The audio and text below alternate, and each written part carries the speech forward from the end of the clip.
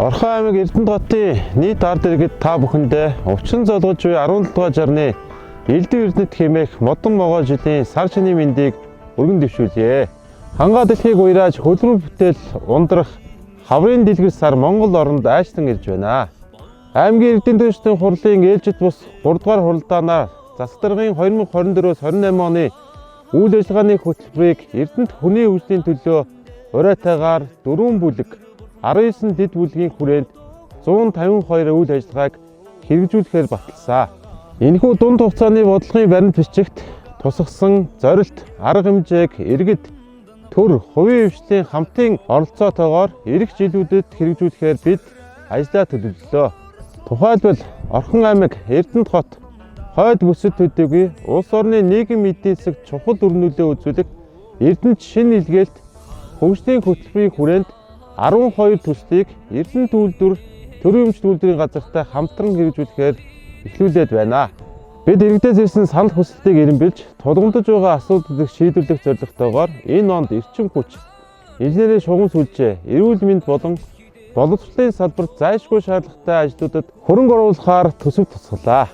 Цахилгаан эрчим хүчний хэрэглээг нэмэгдүүлж, сайжруулах, хүчтэлийн уналтгүй болгох зорилгоор 39.6 тэрбум төгрөг хотын инженерийн шугам сүлжээний найдвартай ажиллагааг хангах хүрээд 27 тэрбум төгрөгийг тус зарцуулнаа.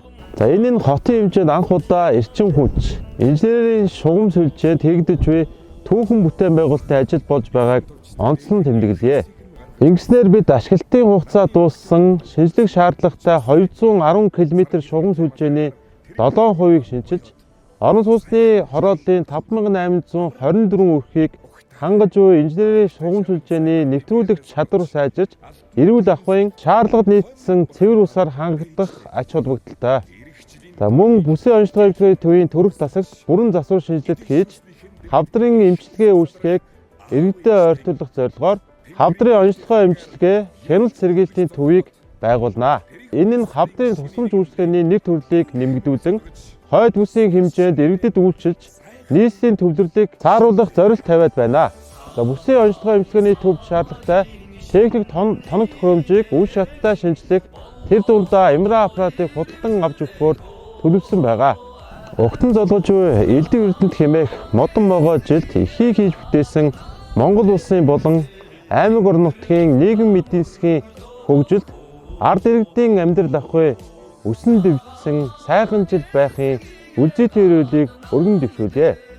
Улс их орон Орхон аймаг Эрдэнэтхотынхоо хөгжил дэвшилд хувь нэмрээ оруулж ирсэн Ахмад буурлууд, тэдний түүхийг үргэлжлүүлэн бичиж буй эдэр залуус, хүүхэд багчуу та бүхэн минь сар шиндээ сайхан шиндээрэй.